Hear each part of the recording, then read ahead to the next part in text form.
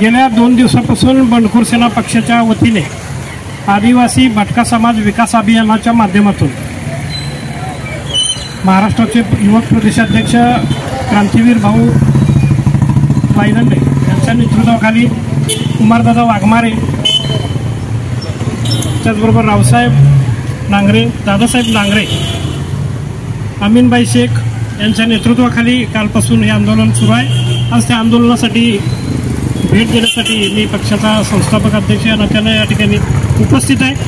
त्या अनुषंगाने उपस्थित आमचे सातारा जिल्हा अध्यक्ष प्रताप गायकवाड साहेब, महाराष्ट्राचे प्रदेश उपाध्यक्ष निलेश गायकवाड साहेब, निलेश मोहिते साहेब, त्याचबरोबर कोल्हापूर जिल्हा कार्याध्यक्ष विजय लोखंडे साहेब, हातकण तालुकाध्यक्ष सुरेशभाई आवळे, हे सगळेजण आम्ही या ठिकाणी उपस्थित आहे। त्याचबरोबर गणेश वायदंडे हे देखील या ठिकाणी उपस्थित आहेत। आज आंदोलनाच्या माध्यमातून अधिक तीव्र आंदोलन करण्याच्या दृष्टिकोनातून आम्ही त्या पद्धतीने तयारी आज केली होती। मात्र प्रशासनाचं निमंत्रण आलं आणि त्या ठिकाणी आम्ही आज निवासी उपजिल्हाधिकारी नागेश पाटील साहेब यांना या ठिकाणी आम्ही भेटलो।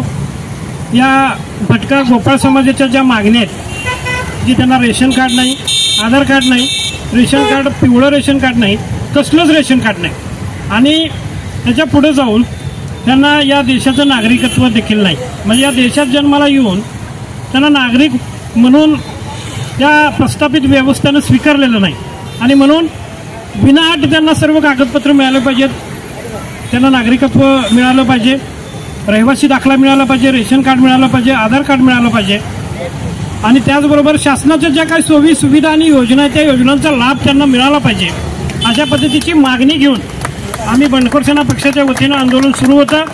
त्या आंदोलनाला आज खऱ्या अर्थानं यश मिळाले असं या निमित्तानं मी जाहीर करतो।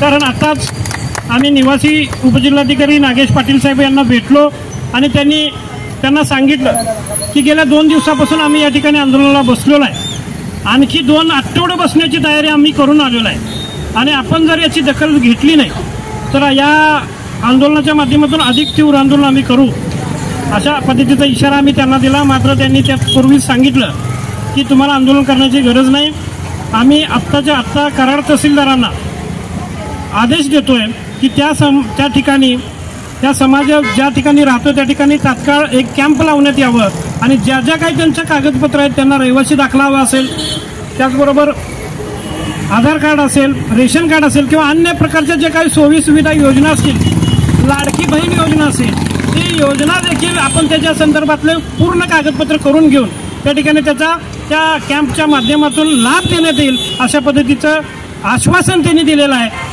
आणि ते आश्वासन त्यांनी दिलं असलं तर ते आश्वासन त्यांनी लेखी द्यावं अशा पद्धतीची आम्ही मागणी केली, आणि ते लेखी आश्वासन आज आम्हाला दिलेलं आहे। आणि म्हणून आज या ठिकाणी या समाजाच्या मागण्या काही अंशी पूर्ण झालेल्या आहेत, अजून मागण्या आहेत, त्यांना घर पाहिजे, जागा पाहिजे, मागण्या काही संपणाऱ्या नाहीत। मात्र ज्या काय मागण्या आमच्या प्रथम पहिल्या टप्प्यातल्या होत्या त्या मागण्यांना या ठिकाणी यश आलेलं आहे, आणि म्हणून या प्रशासनाचं या ठिकाणी मी आभार मानतो।